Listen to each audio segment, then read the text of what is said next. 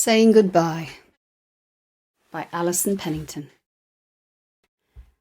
I know we like to read about happy things, but I can't ignore that life also brings stuff that isn't all light and breezy, stuff that isn't quite so easy.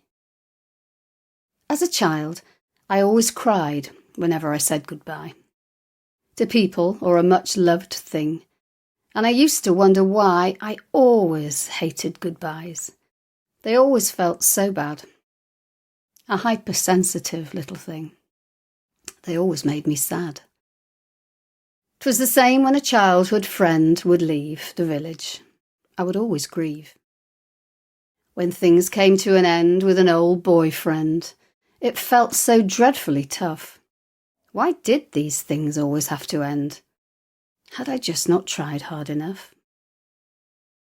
The family pet would shuffle off this mortal coil, and then my world would turn all upside down, and I would cry again. When holidays came to a natural close, or friends drifted away, these endings hurt me so much more than I would ever say.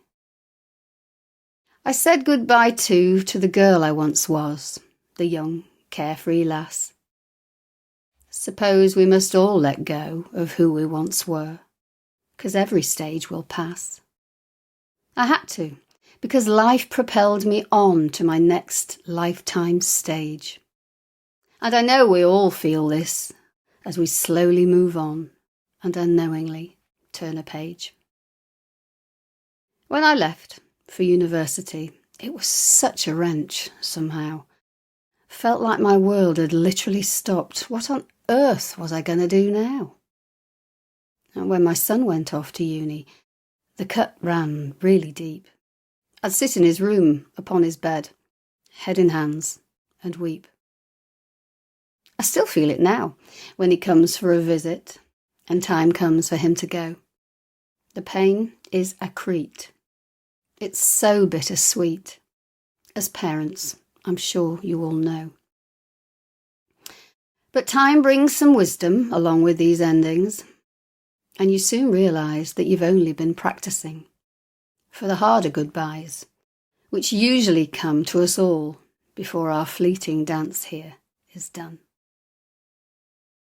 So it may be that endings prepare us all for what ultimately may be in store. Because there are certain goodbyes which we struggle to mention, and usually keep them unseen. The different child, the babe lying still, and the loss of what they might have been. Or saying goodbye to the one you once knew, as in silence dementia takes hold. The accident, cancer, the vanished in action, or trauma from combat untold. Too painful to look at, remember too often. Our minds will block out the assault, so it holds them in time, in a strange paradigm, tucked up in a well-sealed-up vault. My recent goodbyes were to dear Mum and Dad, as each of them took their own turn to leave with the slow and the sad letting go, as my searing heart caved in and burned. I knew it was certain to be this way, as Dad always said. It's inevitable, but still brings deep sorrow, numbness, melancholy, and of course is always unquestionable.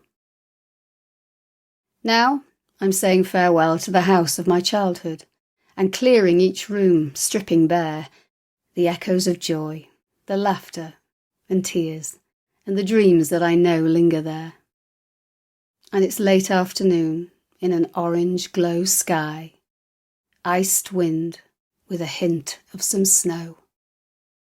Sun low, as my special trees bow down their heads, I whisper goodbye, and I go. The tears finally come when I turn to look back at the house as my husband drives on.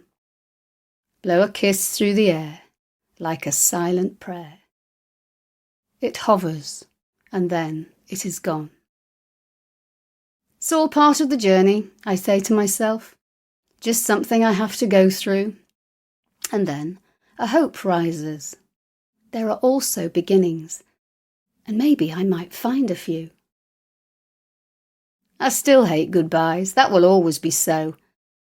But I'm getting much better now at letting go. And looking for light in the darkest of night, and telling myself that I might be all right. As I ponder goodbyes with their feelings of losing, and muse at their role in the painful confusion, it seems that life still gives us some kind of choice. In the darkness around, there's a still, quiet voice, which whispers persistently through thick and thin. You can choose to fight on, or you can choose to give in. And choosing the former one, as it appears, may help us to value all the more being here. Whatever the truth, perhaps the message I send is to arrive at the start. You must go through the end. And when lost in an ending, try trusting your heart, which says, feel it, ride it, till you get to your start.